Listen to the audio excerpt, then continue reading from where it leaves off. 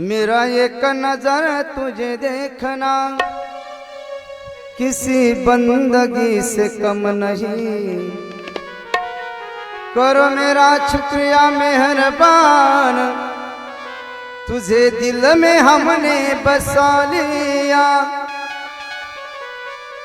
आप इस तरह से होश उड़ाया न कीजिए, आप इस तरह से होश उड़ाया न कीजिए।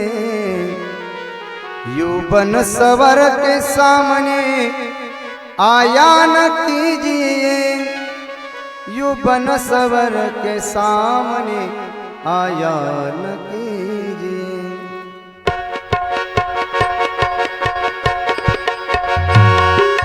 काले काले अलकों के फंदे क्यों डाले, काले काले हो काले काले, काले काले अलकों के फंदे क्यों डाले। हमें जिंदा रहने दे हे मुरली वाले, हमें जिंदा रहने दे हे मुरली वाले, हमें जिंदा रहने दे हे मुरली वाले। काले काले अलकों के फंदे क्यों डाले, काले काले अलकों के, काले काले अलकों के, काले काले अलकों के फंदे क्यों डाले। हमें जिंदा रहने दे हे मुरली वाले, हमें जिंदा रहने दे हे मुरली वाले, हमें जिंदा रहने दे हे मुरली वाले। मुरली वाले मुरली वाले मुरली वाले मुरली वाले। काले काले अलकों के फंदे क्यों डाले, काले काले अलकों के फंदे क्यों डाले। हमें जिंदा रहने दे हे मुरली वाले, हमें जिंदा रहने दे हे मुरली वाले, हमें जिंदा रहने दे हे मुरली वाले।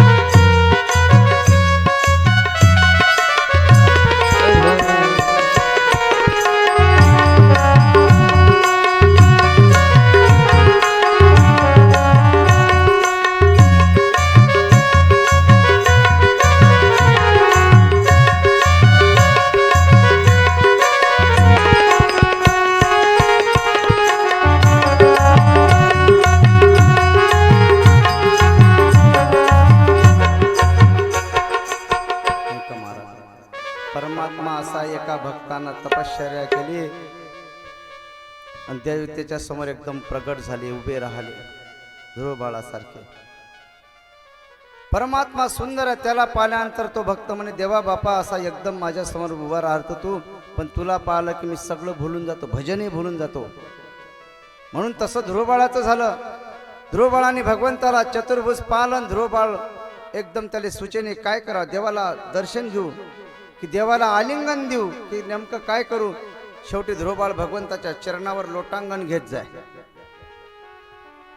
भगवंतानी लोटांगण घेत होता, भगवंतानी त्याच्या गालाला शंख लावला, तेव्हा तो भगवंताची स्तुती करू लागला आणि भगवंतानी सांगितलं जा म्हणे ध्रुवबाळा, तुला आता आढळ पद प्राप्त करून होते, तुला असं पद देतो म्हणे जिथून कोणी हलवणार नाही, सगळे नक्षत्र तुला चक्कर मारतील, अष्ट आपल्या सप्त ऋषी तुला चक्कर मारतील। जो ध्रुवाचा तारा दिसते ना तो ध्रुवबाळ आहे, अढळ पद, तिथून कोणी तुला हलवू शकणार नाही। पण आता तू घरी जा म्हणे, 36 वर्षे राज्य कर, नंतर तुला त्या पदाची प्राप्ती होईल। म्हणून आता ध्रुवबाळ घरी निघाले। नारद महर्षींनी निरूप पोहोचवला की राजा आले का, जा आता मुलाच्या स्वागताची तयार कर।